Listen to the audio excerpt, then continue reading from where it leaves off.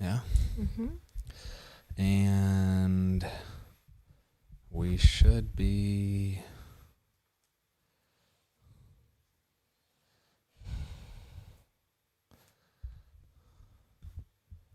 Oh, we are live. Oh, gosh. We've been live this whole time. We have been live. Okay.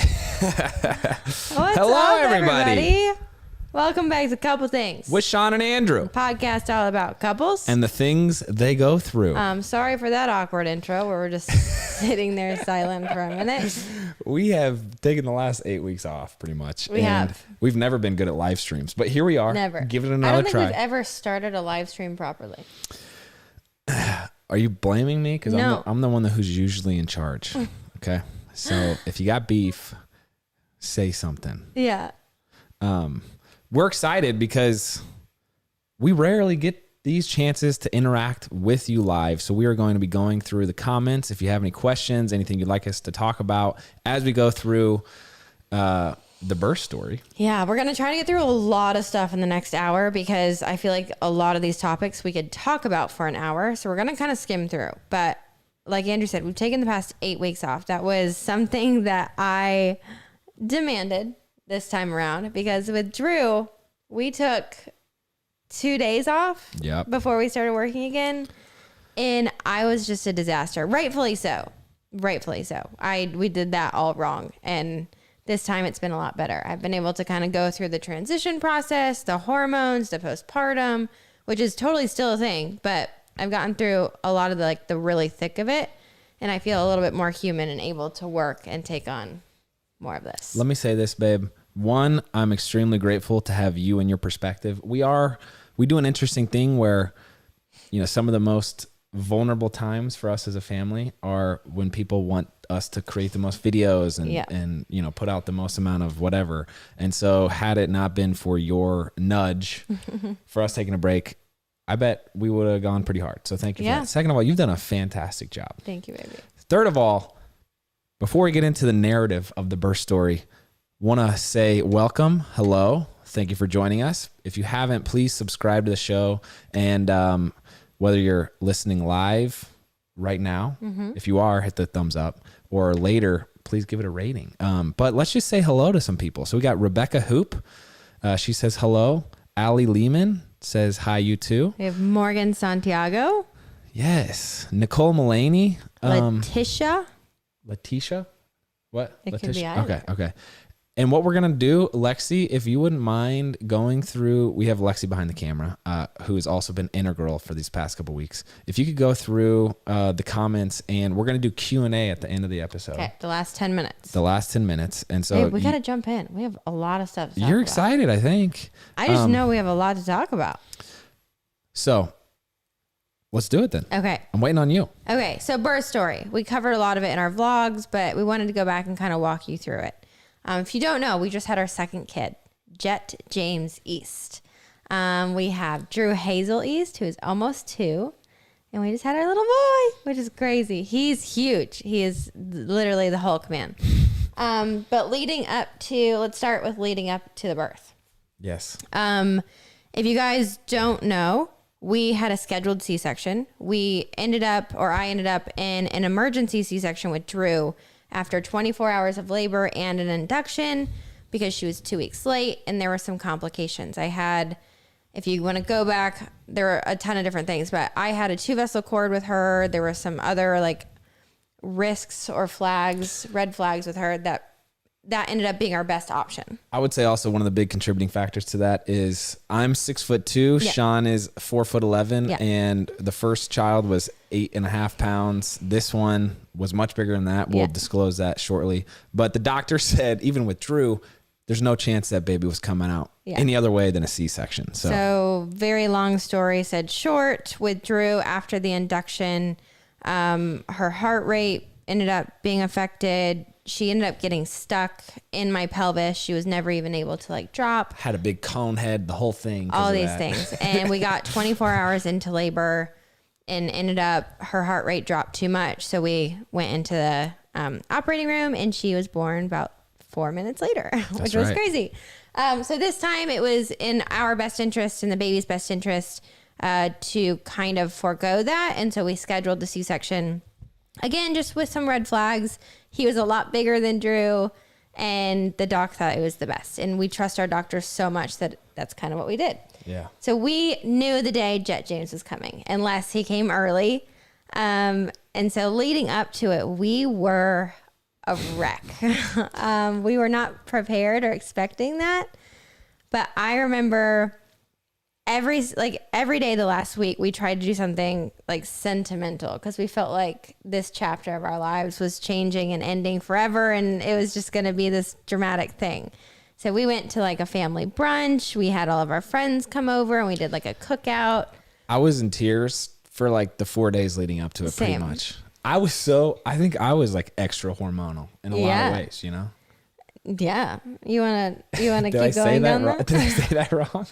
No, I agree. It was such a scary time, and it sounds dramatic, but Andrew and I remember right before Drew, Andrew and I were pretty emotional just because I didn't know what life would look like sharing my husband. And we had such a strong marriage, and we still do. I don't mean it in like a past tense, but it was such a strong marriage.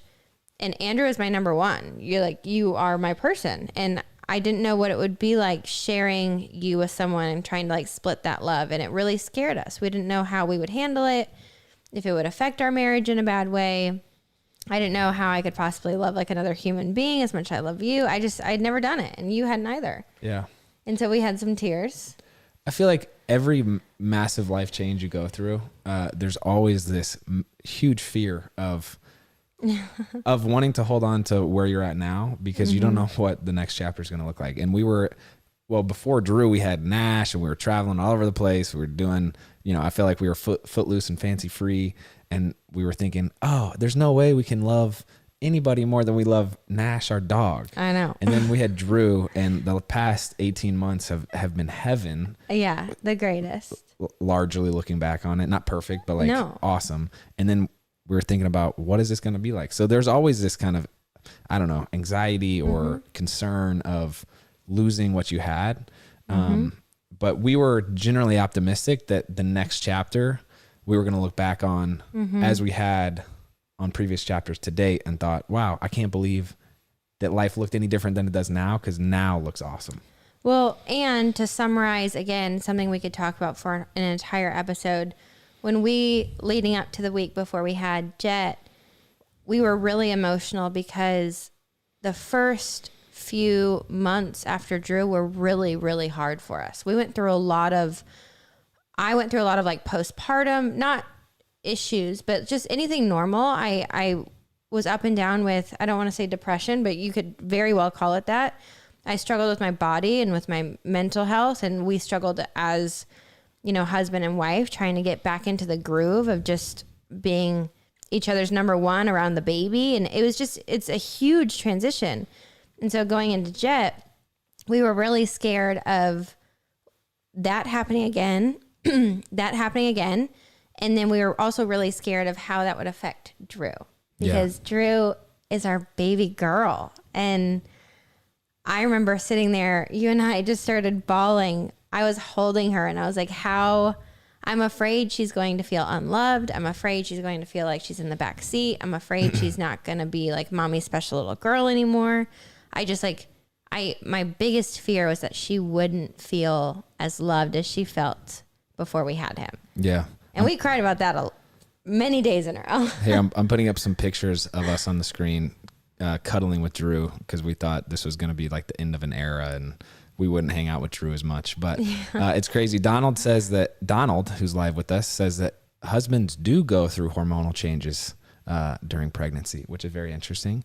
And then we had, I believe it was Susan said she had 3 C-sections. Yeah. That's a lot. That's a lot. C-sections are hard on the body. I mean, so is a vaginal birth. Matt, well, first of all, shout out to Matt, who says, may the Lord watch over and protect y'all and your family, and also sent a super chat. So thank you, Matt. Appreciate that. That was unnecessary. Thank you. It's very sweet. Yes. Okay. So the week leading up, we had all of these emotional sessions. Breakdowns. We would be in the car and we'd just start crying. And then we would be at dinner and just start crying. And then we went to brunch the morning before the day we had Drew, and we were sitting at like this country club having breakfast, and we just started crying. Yeah. We were a wreck, but our life just felt so beautiful and perfect. We were scared of the change. So the day comes, or the night comes really, where because it was a scheduled C-section, I was the first one of the day. So we had to be there by 5 a.m. So that night, I remember I got all showered and I dried my hair and I tried to make myself look cute. I remember putting Drew down for bed that night, and we both did it. We did bath time together, and we read books together. And I was just like, oh, my heart just like shattered. One, because it's just such a huge change, but two, because of all the protocols of the hospital, Drew actually wasn't allowed to come to the hospital. So we were saying goodbye to her for at least 3 days. And I just knew that when we saw her again, life would be so different. So that was a hard night too. Yeah, that was crazy. We ate a lot of cookies that night. We were literally crushing cookies the whole past the week leading up to it, which is wild. But here's a picture of Sean and I the morning of the hospital, just geeked / anxious. But I feel like having a scheduled C-section in some ways was way better because you just had the expectations that, okay, we don't have to, there's not going to be a surprise, but it also took a little bit of the fun out because when there's not something scheduled, you're like, today's the day, baby. It's just happening. I think for us, it felt better because I don't want to say we had a traumatic delivery with Drew, but we had a very hard delivery with Drew where so many things happened. And it was such a long process. Again, it wasn't a bad delivery. It was just so many things happened. So this one was definitely smoother. My parents came over this was something that we had agreed on with my parents the morning that we went to have Jet, was they said they would come over the night before and stay the night so we didn't have to worry. And I was like, no, I want my night with my husband and my daughter. Like, I don't want anybody here. I don't want to talk about it. I need you guys to wake up early and come here at 4:30. Yeah. Which is brutal on my part. I apologize. But they showed up at 4:30. We gave them a hug and we headed to the hospital. We checked in. We got our little C-section stickers, got into our room, and it was like things happened fast. Yeah. First on that note, I feel like we delivered Jet. We together. Yes. Delivered him at a good time as far as the pandemic goes because the restrictions were maybe just loosening up a little bit before they started tightening back down again. So it didn't feel drastically different, though there were like some stations you had to check in and obviously wear a mask, the whole thing. So I feel fortunate as far as that timing goes. I will say we were really lucky. Our nurse that was with us when we delivered Drew was actually our nurse who delivered Jet, which Meredith. She requested us best. and we requested her. It was awesome. Yeah, we didn't know like it was actually a thing, and I ran into her and I was like, "Wait, can we have you again?" And she was like, "Yes." It was amazing. So we showed up to the hospital, and again, we were so used to having the induction and going through 24 hours of labor, we didn't really know what to expect. I changed into my gown, and they started just the whole prepping process. It was really quick. Talk about what did you take meds in the whole thing? So I am kind of a hot mess with that. I did take, all of the medications necessary for a C-section. So I was on an IV. I was under general anesthesia. Well, not general anesthesia. I don't know what you would call it. I had a spinal block. I had a spinal block. Nice. There we go. Good adjustment. Or is it spinal tap? I think it's a spinal tap. I don't think it is. Okay. Well, I don't know. Maybe someone from the comments can tell me what I had. I had an epidural that was just upped during Drew's, but this one is a spinal. What? I had a spinal. So they, did all the IVs, took all the blood work back in like our room and prepped me for surgery. My nurses know me very well, and so does my doctor, we're very similar. She's like an avid CrossFitter.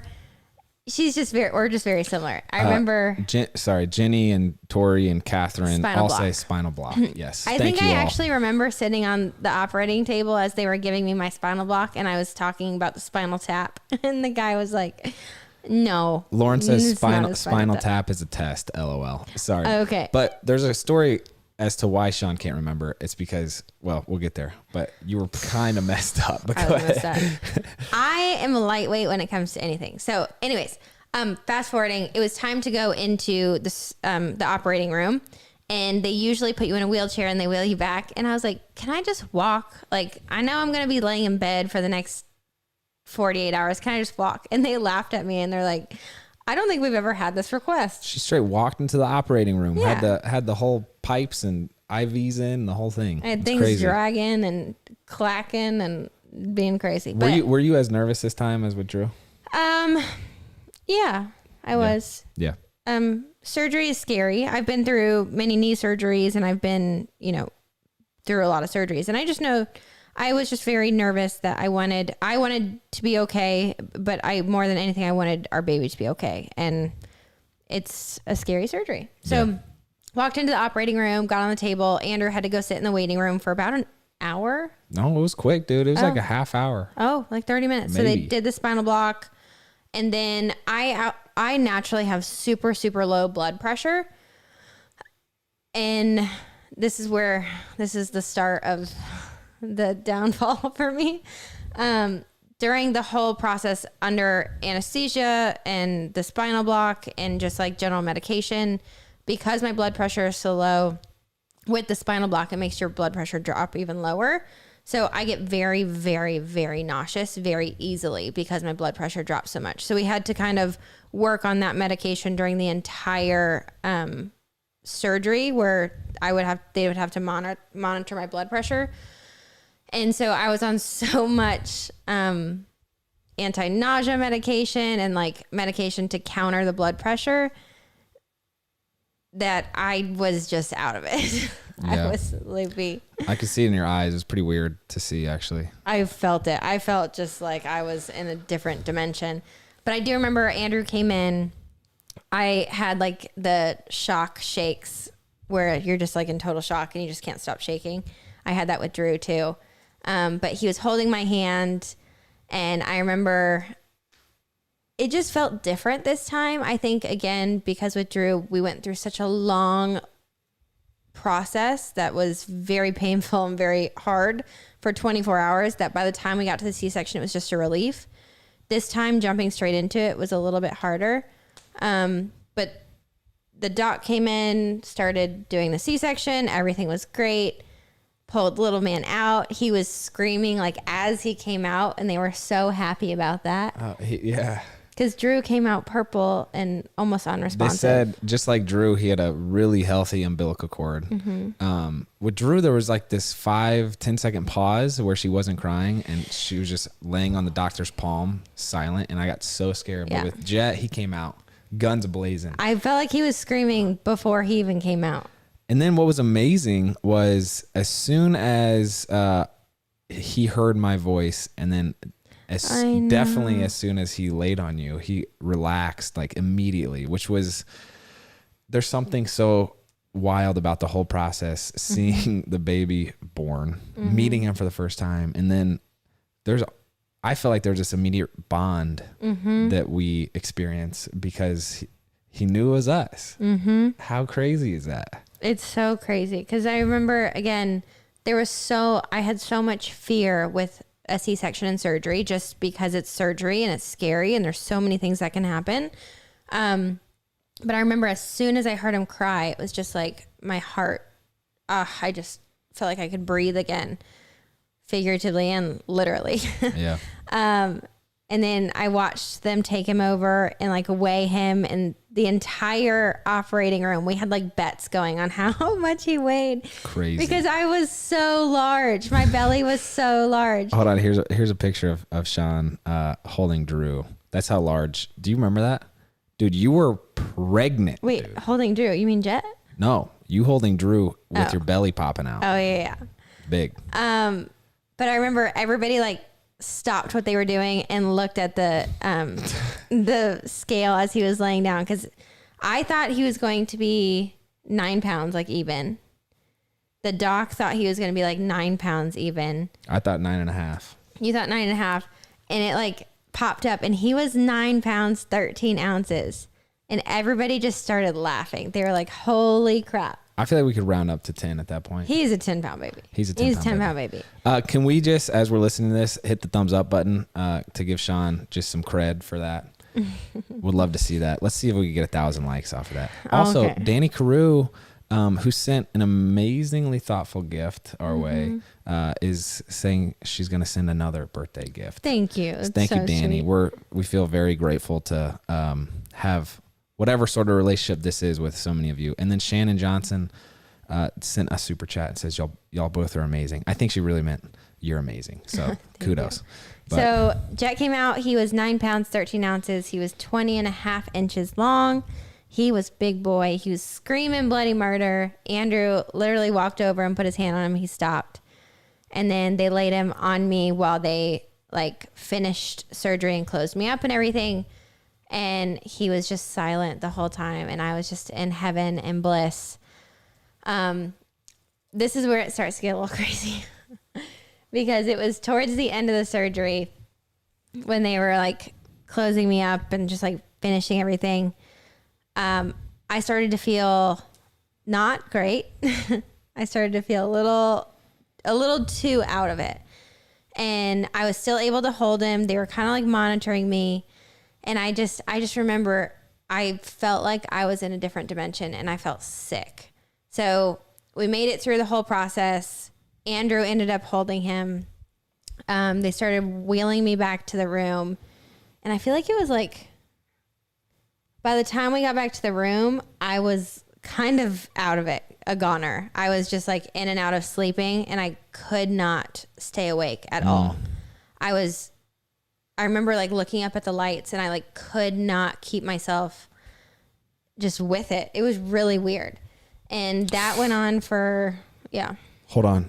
Sorry. Amy said that her daughter was 11 pounds, 5 ounces, 23 and a half Holy crap. inches long. That's a big baby. Good Lord. Also, all the people sending the thumbs up in the chat, thank you. But there is a thumbs up below the video portal, like video scene on the YouTube app. Just hit the thumbs up. Sorry. No, that's great. The story, I mean, you'll see the picture on the screen right now. I was out of it. That's basically like, by the time I tried holding him and nursing him, and I was able to nurse him for a little bit, and then I just like, I could not stay with it. So they ended up taking Jet from me and putting him with Andrew because I couldn't hold him. And then it was about an hour later. Mm-hmm.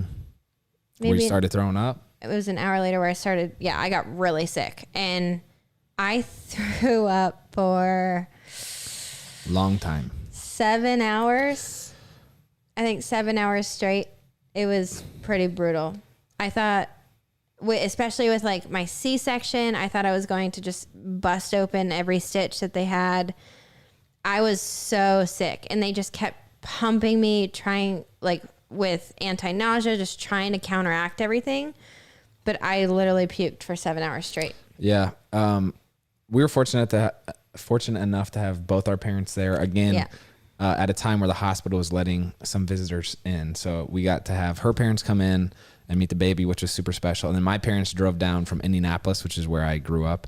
And they literally got in to the hospital and they were outside her door. I went to go greet them. And then I said, well, let me check on Sean real quick to make sure she's good with you guys coming in and feeling okay. Oh my gosh. And literally she just started yakking as soon as I turned back around. Not even that. You walked back in and I had Jet and I was like, take him. And I could not pass him over fast enough. And I was like, I'm going to puke. The wild thing is you never throw up ever. Never. And you threw up for like 7 straight hours. Yeah. Meanwhile, she didn't really want me around helping. Like it was a tough position. No, hold on. I'm not saying my position was tough, but I didn't know how to help you out. No, it was so hard. The nurse tried to help and stuff, but there was truly nothing that could be done because I was right out of post-op. I couldn't eat any food. Anything that I did that went in came straight back up. Again, all of this was caused because I have such low blood pressure that they were trying to make sure my blood pressure didn't drop scary low. Yeah. So all of the medication that I had to be on to prevent that from happening was making me very, very sick. So it was just all that to say, my parents ended up being 10 yards away from meeting their new grandson. And then they had to wait like 5 more hours until Sean started feeling better. But so by that night, I was feeling a lot better. It was basically exactly 7 hours later, I felt like I snapped out of it. And I was like, okay, enough of the medication has worn off. It's out of my system. Yeah. I feel okay. I was able to hold Jet and just love on him and nurse him. And mom and dad got to come visit. My mom and dad got to come visit, which we were very lucky about. It was just perfect. And then that night I was able to get up, walk around, which is always so painful right after a C-section. I'm trying to find a picture to share of you doing that. Oh, and that's something else that's interesting. I don't take any pain medication after a C-section because I get so sick with medication on top of the anesthesia and the spinal and the blood pressure medication. I always refuse it, which is very hard. But I don't take Tylenol. I don't take anything. But always that first time getting up is pretty brutal. Reading through a couple of these comments, Kelsey Ballard says that her best friend is 4'11" and had a 12-pound baby. Holy. And then Rebecca Buchholz said that her sister naturally delivered her son at 12 pounds, 5 ounces. That's scary. Sounds, that's amazing though. Kudos to you. Kudos. Anyway, here was an interesting thing from my perspective with Drew. I think she breastfed for like the first couple days. Mm-hmm. Jet was almost immediately different in the sense that he was hooked on mom like 24/7. And so I was really pumped for a couple days in the hospital where I think with Drew, we spent 3 nights and we were fully expecting to spend another 3 nights in the hospital just because it's such a special time where there's a bunch of nurses who are coming to check on you, taking care of you. You don't really have to worry about anything else in the whole world. And so we were like, we want to do that for as long as we can. And then it turns out that we got super antsy and Jet didn't want anything to do with me. So I was just laying there on the couch. Like I got to hold him every once in a while, but it was still way different. So we ended up only staying at the hospital for 2 nights because 1, we missed Drew. 2, it was just way different. It was so different. And we had been through it before. So we knew with Drew, it's like we had so much to learn and we were so intimidated and we were so scared to go home. But this time after 2 nights, they gave us all, the all clear. They said, you can stay as long as you want. You can stay another night. You can stay another 48 hours, which is like usual protocol. But they said, we can discharge you if you want. And we just felt like we wanted to go home. We felt comfortable enough with it. He was a night and day better nurser than Drew. We went through, if you guys followed our story, I went through some really tough days with Drew trying to figure out the whole nursing thing. We brought in lactation consultants. We tried everything. And she ended up just being a bottle fed baby. I exclusively pumped for 6 months, which was a whole nother thing. But Jet was just great at nursing from the time he came out, and he's still doing really well. It's still like a challenge and it's new to learn because I was an exclusive pumper with Drew. I don't have like the experience. I'm still trying to figure it out, but he's still doing great. He's gaining a lot of weight and it's been good. So then, first of all, we have so many amazing friends. We're so thankful to have really fantastic people in our life. And our friends Josh and Chelsea Axe sent this epic like care package full of all of our favorite drinks like LaCroix, Fit Aid, all this stuff, balloons, bunch of snacks, flowers. It was like the ultimate care package. It was everything. Jimmy John's and sushi. Oh my gosh, they sent so much. Sushi, groceries, a full thing of LaCroix, stuff of Fit Aid. It was ridiculous. Flowers, balloons, like everything. Yeah.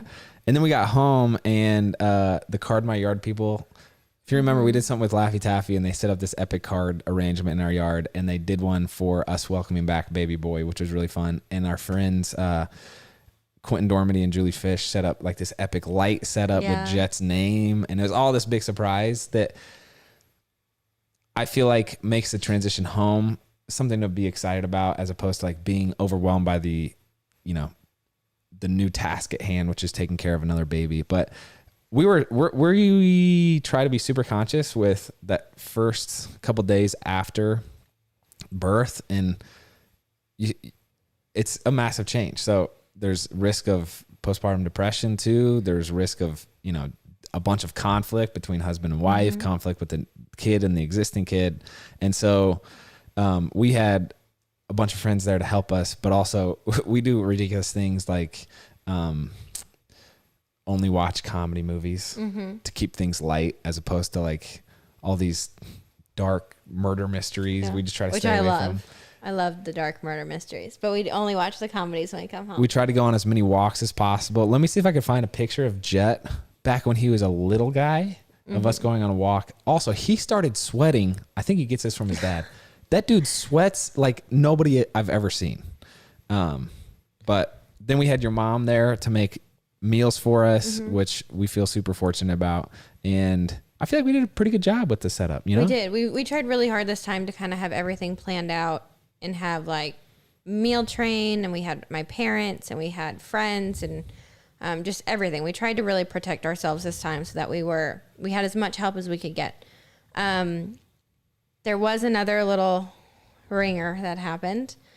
So again, going into Jet, we were so scared about like postpartum depression and just the transition, and with Drew, all of that. We get home. Drew loves him. It's a great introduction. Yeah. We had like these gifts bought for her that were from her brother. Yeah. And Nash. We got Nash a gift too. It was such a special day. And it was the day we got home and the day after. We had like 48 hours of pure bliss. Jet was sleeping really well through the night. Nursing was going well. It almost felt too good to be true because it was. Day 3, we're home. Drew wakes up in the middle of the night, super sick. Ugh. We take her to the pediatrician in the morning because it was bad. And she had a nasty case of RSV and an ear infection.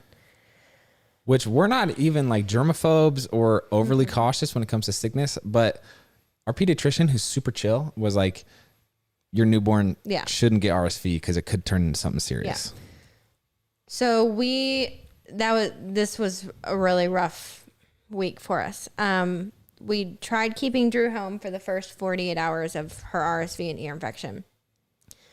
And we tried like just quarantining in the house. Jet and I basically lived in the nursery. Andrew took care of Drew. But it was, to say it was like the hardest 2 days of my life is maybe an understatement. Because I'm dealing with postpartum. I'm hormonal. I just want my baby girl. I'm trying to figure out how to nurse. I'm trying to deal with just how to take care of 2 babies. Drew is so sick and she's just walking around the house crying for mama. Because of the quarantine, I really can't take care of her because of germs for Jet. It was so hard. I had many mental breakdowns where I was just sitting there bawling my eyes out for a long time. Yeah, honestly, for the first 5 weeks Jet was with us, there was a ton of illness. A ton of illness. Who was sick? Me? I got sick. You got sick. We all got sick. We all got sick. But so after the 48 hours, we actually ended up deciding with my parents and our pediatrician that Drew went and stayed with my parents at their house until she was better, because it was too hard on me. It was too hard on her. It didn't make sense for her why I came home with a new baby and I couldn't be around her. It was just, it was traumatic. Yeah. Real quick, Deb Canby asked, did you know his name before you went to the hospital? She knows we were struggling with his name. No, we didn't. We were between, should we just share the names now? We were between Bo James. Didn't know how we were going to spell it. It was either going to be Beau or Bo. But all I could think about was Bojangles. So I think that one was really out for me. Then we had Bear. Which is a dope name, but Bear East, we like the ring of. And then Jet, which was kind of the third in line. This whole time, like before we even had Drew, we were hooked on the name Griffin for boys. So before Drew, if Drew was a boy, he was going to be Griffin Dean. Dean. I still love, but this time around, we were just like, I'm just not feeling it. And I feel like as soon as we both met Jet, we knew that he wasn't a Bo or a Bear. He was a Jet. So we went with it. And the background, first of all, when you shared this story in your Instagram post, I don't feel like you used enough words. You just said it's your great grandma's name or something like that. But so we were doing we actually did a campaign with Ancestry.com, which was really cool. And we got to see our entire family trees and learn about different ancestors. And so on my dad's side of the family, my great, great, great grandmother, her name was Jet, Jett. And it's short for Judah, which is I think Judah and Jet both stand for excellence is the name behind it. So I don't know. And we just fell in love with it. We were literally in the middle of this campaign shooting a commercial, and I like read the name, and we like looked at each other, and we were like, that's it. That's the name. And then we like JJ. We like, there's a bunch of playoffs that we like on it. Yeah. But anyway, remember we're about to get into the Q&A portion. So if you have any questions, please drop them. I do want to give Dawn Fletcher a shout out. Says that she exclusively breastfed her son and exclusively pumped for a friend's baby for 13 months, Sean. That's incredible. Here's what's wild. First of all, we love hearing your stories. It also is humbling, and it's also inspiring because first, like, that's amazing. Think That's about amazing. that. Dude, she was just breastfeeding, doing the breast milk thing all day, every day. Yeah. I don't know how you did that, For over Dawn. a year. A common question that people have been asking is, how was the transition postpartum process different between Drew and Jet? So like C-section and postpartum. After Drew, I didn't do a good enough job taking care of myself, on top of taking care of her. So I think the postpartum process was harder. There were a lot more mental breakdowns and just like a need for help that I was afraid to ask for. And I think I had a harder time with my C-section recovery then as well, just trying to like learn the process. Having gone through that, I think made this process easier because I was so hyper aware and afraid that I would go through that again. So I've been just super vigilant about diligent. There we go. Vigilante. I've been super diligent about like taking vitamins and talking to Andrew and being very open when I have like a hard day or a bad day. My C-section has been, I think, better this time around than last time. I was able to be mobile quicker. I think I was more cautious for the required 6 weeks this time than I was with Drew, which Yeah, you did really well. helped me heal a lot faster. Sean was walking around though, just a couple hours after the surgery. So kudos to you. But also you always get this weird rash. Oh, My gosh, it's like this massive. yeah. I would show a picture, but I don't think you want to see it. So I won't show it, but You can. I don't care. really. Yeah. I got it with Drew, and then I got it right after Jet, and it is miserable. Itchy? And oh my gosh, it's the most painful and itchiest rash ever. They think it might be like a latex reaction or from the tape or from the iodine or something, but we can't figure it out. I mean, I'm not having C-sections and surgeries back and forth. So it's not like we can, figure it out quickly. But yeah, I have it for about 4 weeks before it gets any better, and it's just miserable. I'm also going to share a picture of Sean doing a handstand. No joke. 2 days after, 2 days after we got home. So 4 days after we had Jet. Yeah, that's bad. Don't ever do that. It's a very poor decision. Would not recommend, but it's amazing nonetheless. Where's this picture of the rash? Dang it. We need to find it. It was in there. I saw it. Let's get to some questions. First of all, Chelsea Ann wants to know what Drew calls Jet. You got an answer for that? What Drew calls Jet? What Drew calls Jet, yeah. JJ, brother, baby. She's starting to say some really good words. It's been so fun. She'll like literally repeat a word from every sentence that we say. Mm-hmm. Next question is, do you have the doc pulled up, babe? Yeah. Samantha Ross wants to know how your breastfeeding journey is. It's so different for everyone.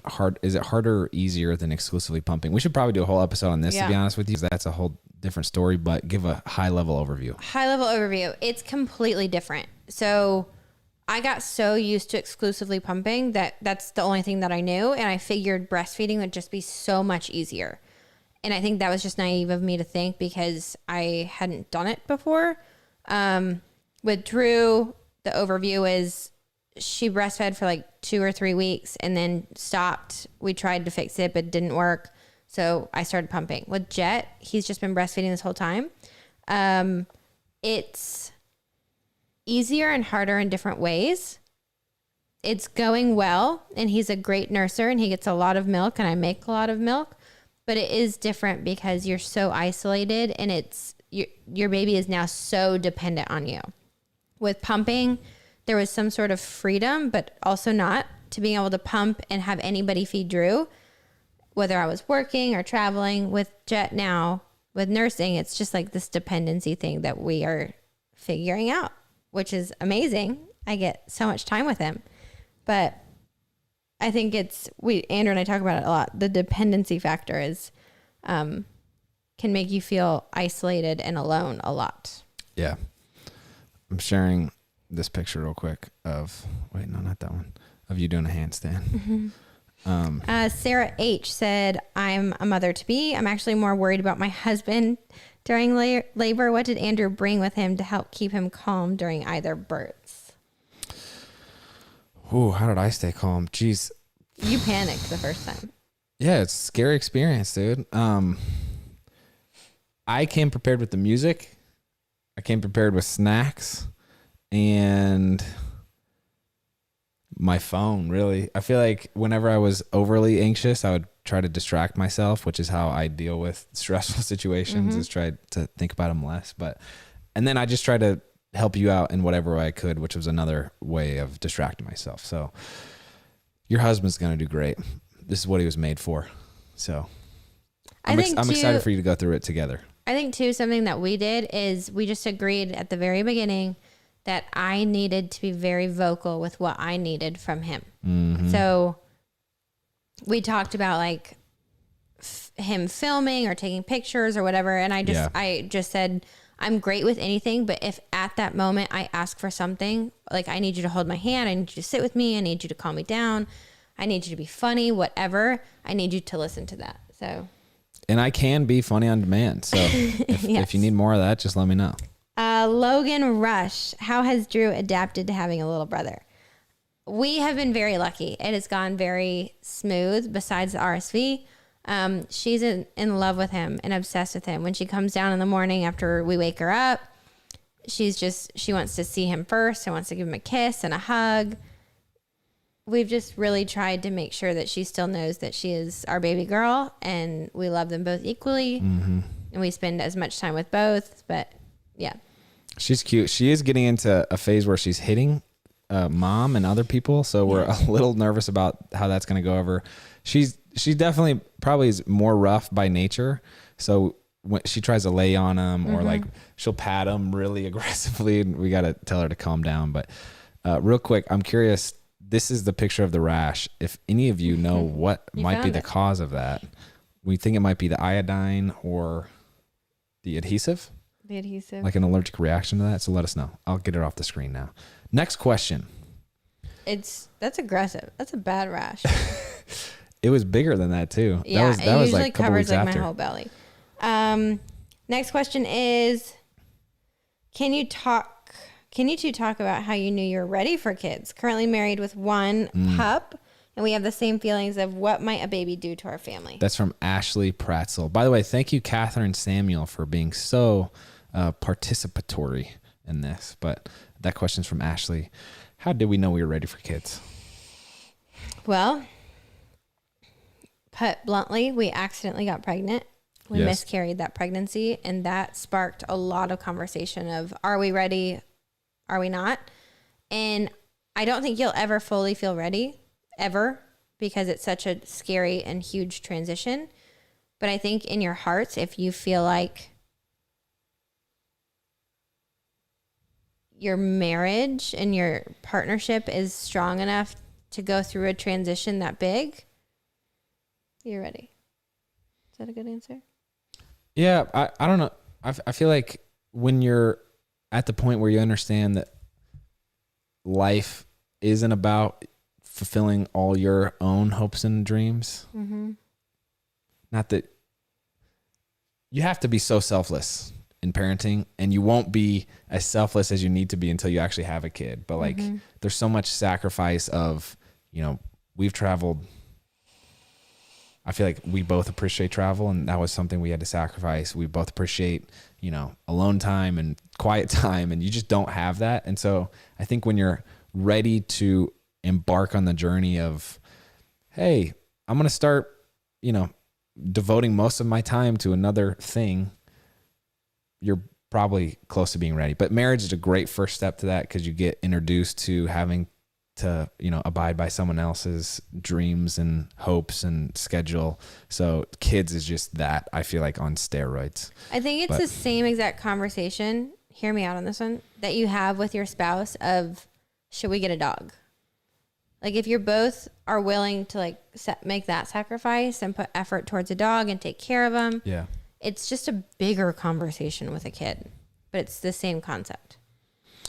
Alicia Gratton wants to know if there's any advice we have for first-time parents. We just recommended a couple books. Mm-hmm. Also, I would say understanding that things go in phases. And so the first couple weeks will be a massive transition from 0 to 1 kids. You're just going through this identity shift of, becoming a parent, which is huge. There's a lot of conflict that can happen, a lot of, questions that you have, but that's a phase. And then you enter in this phase of 6 to however old Drew is now, 18 months, which is so much fun. So much fun. It's my favorite age so far. I say that every time she gets a month older. So for better or for worse, things are a phase. But also, what's the book you like to recommend? Emily Oster, Crib Sheet. Yeah. Is one of them. She's the most relatable book I've ever read, because it just makes you feel human and like you're making the right decision for your kid. Yeah. And whatever that decision is. We say this all the time.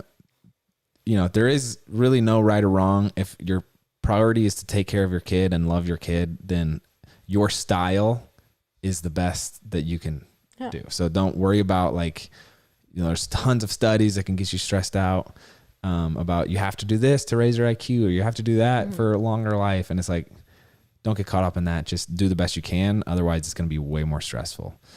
Let's see here. We have a couple more. Yeah. How's the transition been with 2 under 2?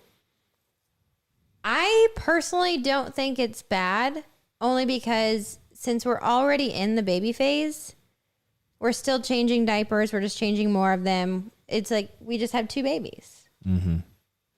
What would you say? It's definitely been tough. We have way less time. There's always someone crying. I feel like the pockets of focus that we have last anywhere from 30 seconds to 2 minutes max. Yeah. And so trying to get work done, or trying to get chores done, or trying to have serious adult conversations, those opportunities come around way fewer and way more sparsely than they did before. So you kind of have to figure out what the new system is. Mm-hmm. Let's do one more question and then we will wrap it up. But this has been a good little 50 minutes here. Yeah. How about this? Amy Rutledge asked if you were upset you weren't able to do a VBAC. Oh, yes and no. Let me give the longer version. So going into Drew, I had this 100% dead set plan. I wanted to give birth, quote unquote, naturally, so vaginally, and I didn't want to do any medications. I was very set on that. But then one thing after another happened, and it was with every decision, it was in the best interest of Drew. So we're going to do the induction because of the red flags. We're going to do an epidural because I was being compromised and that was compromising her. And then we were going to do the emergency C-section because she was being compromised again. So very quickly, I just learned that having a plan, it's really not up to you. It's up to your baby, and it's up to just what happens. And going into Jet, I had preferences and ideas, but I honestly didn't care. At the end of the day, I was going to sit down with my doctor and say, what is best for him? And when we decided the C-section was the best for him, I could have cared less. I was like, whatever we need to do for him is what we will do. So, yeah, you did a great job. Doc Holder wants to know if you're getting ready for Paris now, the Olympics. Yeah. No, getting ready. No. And then Jay Snow asked how Nash is doing with both babies. I think better with Jet than he did with Drew. I think so too. We should give him more love though. We had a good night last night. He found a baseball and he was so pumped about it. Oh, But he was so excited. he's a freaking good dog. Also, he just lost a tooth, which was tragic. I know. But whenever you pet him long enough, he opens his mouth like in pants.